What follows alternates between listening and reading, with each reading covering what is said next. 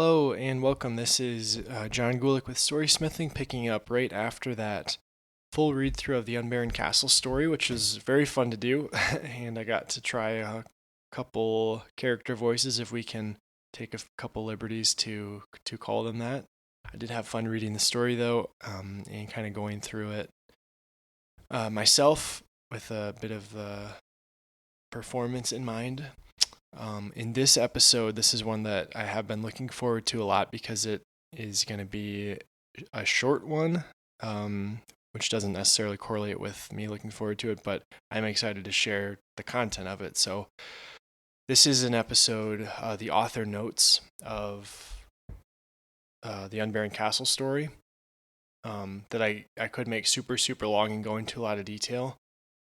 But really, what I wanted to do was just give a snapshot of a couple things that come to mind as I'm reflecting back on the story, and some things I learned along the way or that surprised me, and things like that. Before I get into that, I wanted to share a couple quick metrics, which are kind of fun for me. In our Quest and Cook game, I like to. I'm kind of working on that outside of, off screen, off air, but I like to play with different achievements and statistics and things like that to gamify things a little bit. And I do the same a little bit, keeping track of the writing process. So I wanted to share a little bit of information for the Unbaroned Castle story. So I worked on it for about a good month and a half, I would say, maybe 2 months. And with the printed version, it came out at about 36 pages, and it's about 13,000 words, so it's longer than I thought it was going to be. The tale grew in the telling a little bit, to borrow that from The Lord of the Rings. So the tale did grow a little bit in the telling. I had a lot of fun writing it. It's a very different story than any I've worked on before. So nice little story, has a little bit of meat to it. Overall, I had about 32 writing sessions, where I sat down and set some time aside to write some more, and the actual writing was about 55 hours. So that's kind of the scope of the project. It's not a novel, but took some focus for sure to find some time to do that. And I'm very glad with, or I'm happy with how it turned out. It's not a ironed out, beautiful, lovely story all the way through, but I think there's a lot of elements in there that I'm proud of, and that I'm a better writer for having written the story. So those are kind of the analytics out of the way. Couple things I wanted to share that stood out to me as I was writing. So you'll often hear from writers in interviews and in maybe books they've written where they're able to reflect on writing in some capacity, that they are transcribers of the story, or they are receptors of the characters, things along those lines, where there's a very passive element to writing, in the sense of the writer is not managing the story and forcing the characters to do things. It's the inverse relationship. The writers that I hear that from are very good writers, which I think is a testament to the fact that the best are able to go into that flow state a little bit. I don't really get there typically. To be more specific, I don't typically feel like the characters are getting a life of themselves necessarily to the degree that I want. That did change a little bit in this story with Mason. So Mason was a character, or is a character, I wanted to talk a little bit about here. In our brainstorming, Mason was an important character, but only to the degree that he could be useful to Clara. That was kind of the perspective coming out of our brainstorming episodes. But as I got into the writing, and as I wrote his first scene, which, just to bring that back to mind, is pretty early in the book. It's as soon as Claire realizes the Baron has died, Mason comes in, and he just has this kind of bumbling, humorous exchange where he's talking about how he can't read, or he could read but he really can't, and he would but he wouldn't. And it's this funny little flip-flopping of language and this self-awareness um, that he brings that is uh, it's completely at odds with Clara seeing the Baron has died. That's why I tried to make his introduction as funny and as lighthearted and offbeat as possible to really jar those two scenes together. And the his dialogue just turned out better than I thought, and he had more weight to his character than I had given him credit for in the outline. And so what I'm leading to, or I what surprised me in writing was this character Mason, and then he became more of a character through the story. Like he I after that initial dialogue, and I wanted to write him more like that, where he's this really sharp-witted, kind of, funny kid with a good heart. Those were kind of the three legs of his stool. I wanted to write more of him into the story, and so that manifested later on, kind of with the playfulness of him and Jeremy, his friend Jeremy, who's the tanner's apprentice, a little bit of their sort of boyish playing, and then specifically Mason doing these little entertainments for the town kids who have nothing good really that they can do. Like these kids have almost nothing going for them. They live in this terrible town, Hannagrell. They live in this terrible town, and Mason's entertainment, that nightly little performance he does, is like kind of their bright spot in the day. And that seemed to just really be in line with his character, I thought, and struck some of the right themes I was looking for, in that Clara needs to ally herself with someone who is kind-hearted and who wants to help and who has the ability to help. And portraying Mason as the actor, or someone capable of some degree of impersonation through his acting skills, doubled down on him being kind-hearted while also being able to pretend to be the Baron, like Clara needed. So, just to reiterate, the short of that is Mason was a very fun character to write, and I didn't expect him to play as big of a role or be as present in the story as he was, but I'm glad that he was. A couple other things. I enjoyed the dynamics between the different maids. This wasn't an area we really explored in the outline. The gist of it in the outline was that Clara is one of the maids. There are others. We didn't have any identified. We didn't describe how they would play an important role in the story. But what seemed to make sense as I was writing is to use the different maids at different points as kind of mouthpieces for the townsfolk in general.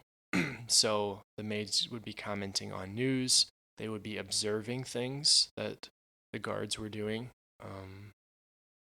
And then that allowed me to convey kind of the pulse of the public perception of the guards and the Baron through the maids.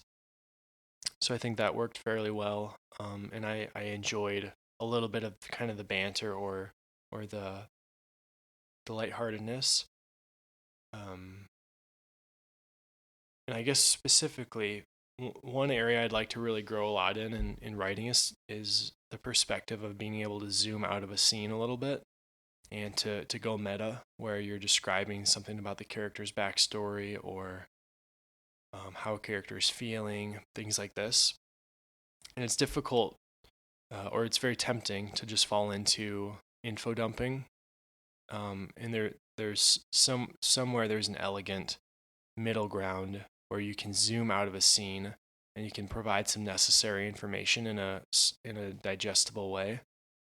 And I think I did that a couple times, where I was able to zoom out and kind of describe one of these maids and where she's coming from. Like specifically, one of my favorites was talking about Jenny. I think her name was, Jenny. And I had a line in there that it was something like she had a lot to say, and oh gosh, I can't really remember it. Just read the story. She wanted to say a lot and didn't have a lot to say, or something like that.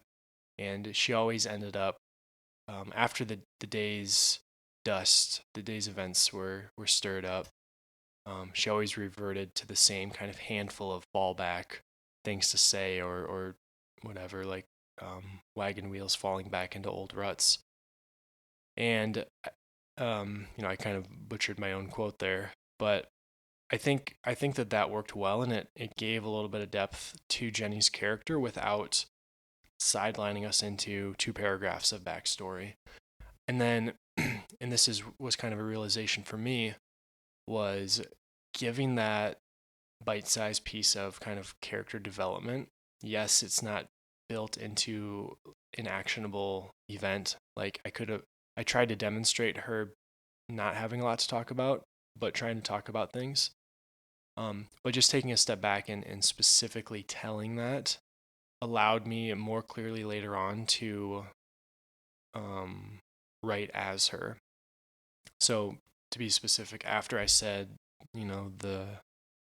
that she kind of falls back to the same things to say, I'd already said through her that the Baron always gets his fill. Later in that dialogue exchange, I just said something like, the Baron gets his fill, or something. I didn't need to attribute it to her. I didn't need to explain what was going on. Since I kind of had those 2 dots, or those 2 points earlier on this graph of Jenny, then the next one, to me, it feels like it really falls in line and feels smooth. And there's a satisfaction as the reader of knowing a character and expecting or agreeing with what they say. Maybe not the contents of what they say, but that it is them that said it. This is one of the reasons Harry Potter is so excellent. In my last couple readings of it, especially, I felt like the book was writing itself. Specifically, that the dialogue was writing itself. In the sense of, somebody asks Harry or Hermione a question, you could, after a little bit, those characters so well, you feel like you could respond for them. And then when they do respond that way, it's this like harmony of your knowledge and the story actually rolling itself out in real time. It feels like you're writing the story, and it feels like there's agreement between what you think and want to happen and what does happen. And that's very satisfying. So, Mason was a fun character to write and lived bigger or larger than I thought. I think I grew a little bit in some of that zooming out and getting into a little bit more meta stuff at the risk of not info dumping. I certainly wanted to avoid info dumping in the story, and I don't think I did. We were in scenes most of the time. Excuse me. What else? What do we like to look at? I was very tempted to note 5 or 10 syntactic moments where, this was the particular sentence, this is how I struggled to phrase it, but I don't particularly want to get into the weeds with that on this episode. I think I'd like to just keep it kind of short and sweet. Maybe the last area I'll focus on was kind of the resolution of the story. And the thesis of this is to say that maybe it didn't pan out quite as I'd hoped. I think the buildup was very good, or about as good as I could make it at this time. Probably the first 28 pages, where we get up to the point where Ganon kind of starts to get really suspicious, and then he goes to the Baron's room. Mason and Clara kind of predict that he's getting very suspicious and is going to try something. They turn him away, but now he really knows something is wrong. I think everything up to that was pretty well paced, and I think worked pretty well. Maybe the last couple pages were a little bit rushed, potentially. and I don't know if that's because I've read the story 10 times and I'm not reading it with as fresh of eyes as I could, but I think maybe it does feel like those last couple pages are a little rushed. And this was something I noticed in the last novel I wrote, is that it's very difficult to maintain high tension, to get to those moments in the story where you're always building in the story towards something. Everything a character does should be towards an end, and you're always trying to further establish character traits or move this piece of the plot along. And the implication in that is that you're moving towards something. So when you get there, I think that's kind of an unsung skill of writing, is the ability not only to build up to something, but then to maintain that volume and that constancy when you get there. And as I mentioned earlier, it was difficult in the book I did, and then it was similarly, I would say, difficult at the last couple pages of this story. When Ganon gets back, or I guess I'll step back a bit. When Ganon races up to the castle, and he's going to discover that the Baron is not dead, is dead, and is going to confront the town and try to claim his authority. That's a big moment. And for me, it is easier to build up to that. It's easier to show what Clara is doing and do some foreshadowing of her worrying about Ganon, and this is why she thinks he's going to turn, and what can she do to stop him. She knows that he's killed 5 guards and has this sort of single arrow or single opportunity to deny him. It's easy to plant that foreshadowing, but when you get to the big scene, how do you really turn up the volume and make it powerful? And I tried to do that. I guess this is a semi-tangent, but one of the ways I tried to elevate that climactic scene at the end when Ganon confronts Clara is I actually changed Yenner's character from the initial first draft. And I went back and made Ganon injure him in the sword ring. So Ganon hurt Yenner and broke his hand. So there was this kind of animosity, well, not animosity, but there's this cause for anger between them. Or I guess more specifically, there's reason for Yenner to be angry at Yenner, or angry at Ganon. So anyway, that happened, and that also made the scene more powerful when it's Ganon telling Yenner to go arrest Clara and like throw her in the dungeon. Because what I was trying to embody there was, here's a man, Yenner, who has been injured by Ganon, who's standing in for the Baron authority, power in general. So here's somebody that's been injured by power and is being told by the powerful what to do. And what's he going to do? And if you remember that last scene, Yenner listens to Ganon and he starts towards Clara. After a while, I guess let me backstep. He doesn't know what to do. He's looking between Ganon and Clara. Because he's been hurt by Ganon, he doesn't want to go forward. But then Ganon's sword starts to snake out, and it comes to rest against his neck, and Yenner realizes that there's nothing he can do. He's just as powerless as before, and the only way he can really survive is to bend to that. So he goes towards Clara, and this is the scene. The climactic scene is not when Frank Mancher knocks Ganon out later. The climactic scene or moment is as Yenner is coming towards Clara. This is the guy that essentially stole her basket earlier in the game, stand-in for bad things happening to her. As he approaches her, she begins to rattle off the list of names of the guards that Ganon killed. And each one is a former friend of Yenner's. And this is the moment, like, that for a fresh reader, I hope that this is a really powerful moment. And I hope that they understand that these 5 names are friends of Yenner.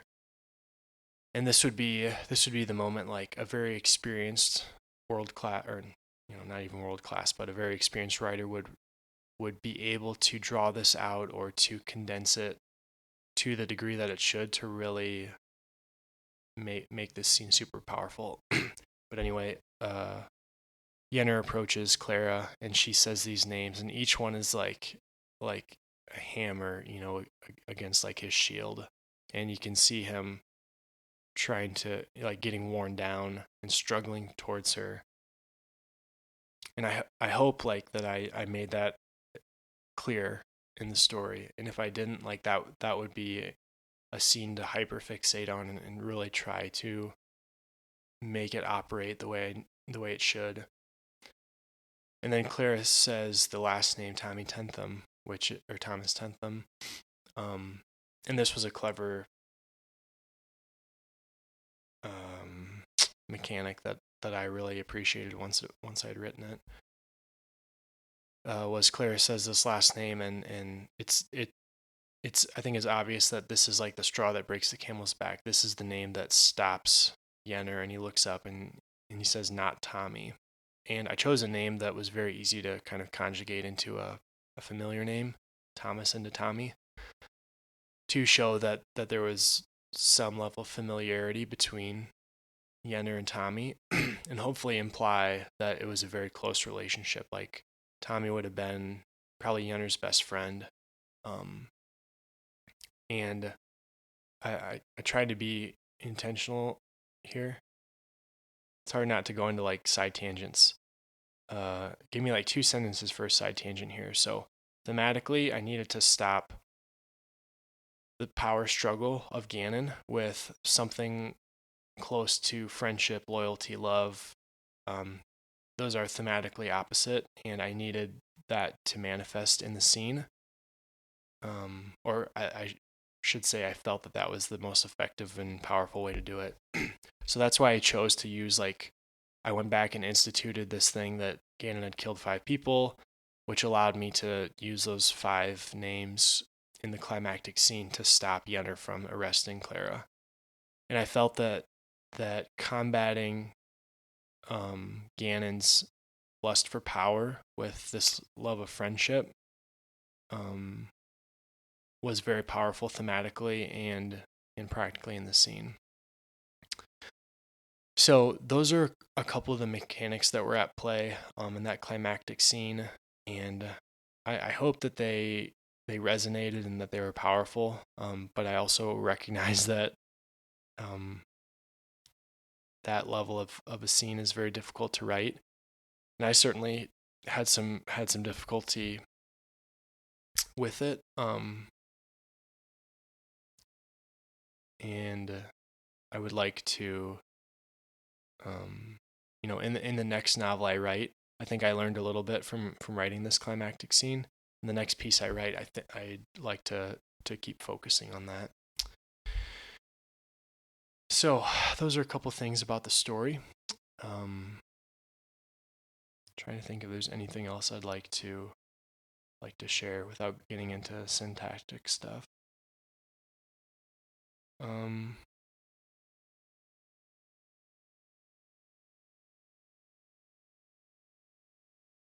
Oh, the spear hole.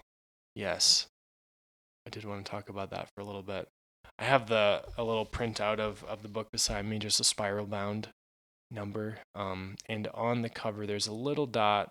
So the cover is kind of the grayish stone of the castle, and there's a rectangle at the bottom symbolizing the castle wall, and then there's a little tower going up from it with a window, and then a single little hole.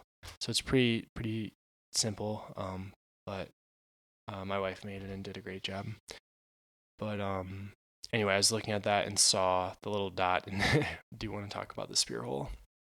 So where did the spear hole come from? What does it mean? This was a mechanic that I really appreciated, and I don't know if I did it justice in the story because I think it could have played a bigger role. And thematically, if I'd been able to use it later on, outside of, I guess we did use it for the backwash to kind of silhouette Mason in some of those scenes. But anyway, let me rewind because I think this is really cool. And is a very powerful tool and one that I'll probably lift and use in like a larger novel or story some way down the line. So, where did the spear hole come from? As I was working on Questing Cook, the video game blueprint, and kind of outlining how that game would work, somewhere along the line, I got thinking about Skyrim, which is a wonderful, amazing game that is among my very, very favorites for sure.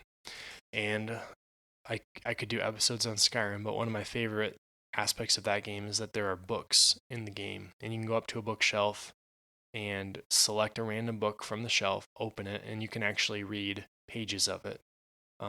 Books is a stretch, but they're a page or a couple pages typically in length.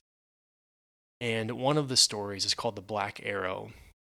So you can grab this book off the shelf, open it up, and it's essentially maybe a 3-4 page short story. And the story runs something like this. I haven't read it in maybe 10 years, but it's brilliant enough that the gist stays with me. The shape of it, at least. So there's a king in a castle, and life is going well. He's a bad king, or mistreating his subjects, as I remember the story. And an arrow. One day he wakes up and there is an arrow stuck into the bed frame above his head. So he's sleeping. He wakes up. There's an arrow just stuck there. And I think there's maybe a message on it that says something about give up the city or resign as the king or whatever, and you'll be fine. So this is like a big deal. Somehow somebody got into the king's quarters at the top of the castle and it stuck this arrow in, and it's a complete mystery. Like, there's guards outside the king's door. How would someone ever have gotten in there? It's completely unimaginable. So the king is absolutely furious at his guards, and he doubles the watch. He adds people around. He makes sure that door is locked. There's no other way into his room. And he goes to sleep. The next day, he wakes up again, and there is another arrow stuck into his bed frame, and just completely baffled. And that arrow might have had a message tied to it as well that said something like, "You have one more day, and otherwise, we will kill you," or something like that. And it's this absolute mystery, heightened by the fact that now the king is being threatened. He doesn't know by who. I think in Skyrim it's actually the Black Hand, which is the Assassin's Guild, but I can't remember if they take credit for that in the story. But anyway, the king does not know who it is that is somehow getting these arrows in. So he's absolutely furious. The next night, he decides not to sleep in his bed. He doesn't want anybody getting in any way. So he's got guards posted everywhere, guards within the room. And I think he had guards in the room as well that night. The previous night when an arrow still got stuck in there. And they didn't see what happened. They didn't know. So the third night, the night when the king is going to be killed if he doesn't resign or leave the city or whatever, he doesn't want anyone getting in. So he pulls up a chair and he sits with his back against the door leading into his room. And he says, "There's no way anybody is getting through here without me." He leans up against the lock. On a hill, hundreds and hundreds and hundreds of feet from the castle, is an archer with a black arrow who draws back, aims, and shoots. And that arrow flies over the castle gates, over the buildings, up to the castle tower, and through the lock, or through the keyhole of the door, into the king's room, and hits the king, and kills him. So there was this archer, this masterful archer, which is completely impossible, but it's a super cool story, that has been for the last 3 nights on a on a hill, shooting these arrows with messages into the king's tower. And arrows have been flying through the keyhole and sticking into the bed frame. And that's a story, and it's amazing. As someone that enjoyed playing art with archery in Skyrim, it's like that's super cool. And it's a great story. It's like something you'd read in like a Ranger's Apprentice story. Just amazing. So I think that was in the back of my mind a little bit, and then,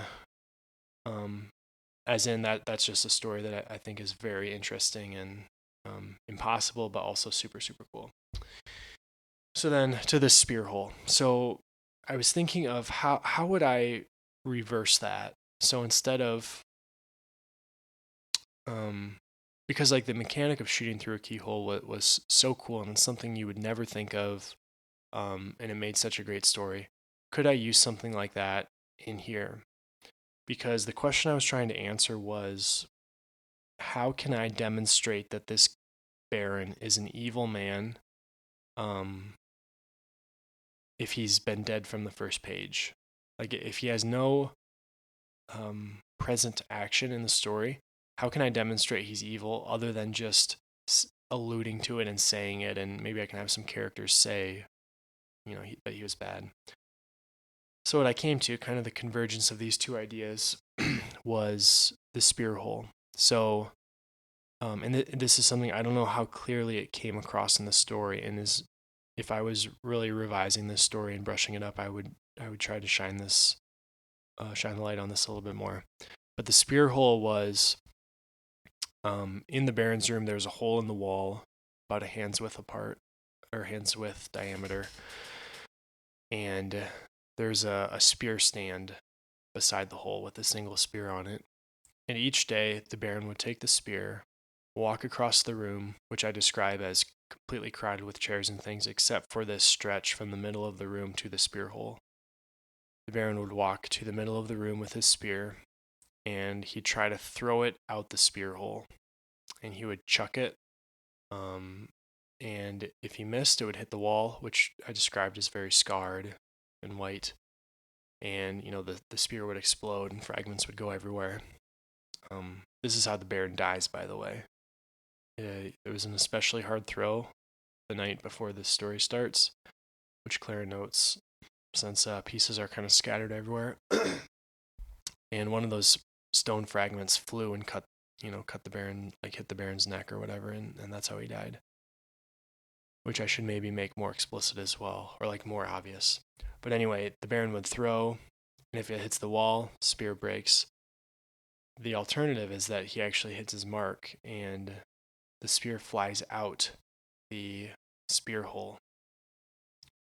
And I did mention in the book that like the main road is directly below the spear hole. So the idea is this Baron is taking sport in throwing a spear into the most trafficked road of his castle, and he has a complete disregard for the lives of his people, because they're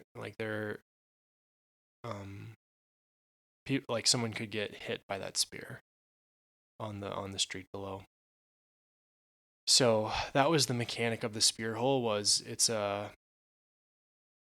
observable event that shows his lack of value in his people, and how they're expendable as like objects of his enjoyment. Like this is his game, is he gets one throw a day to see if he can throw it out the spear hole.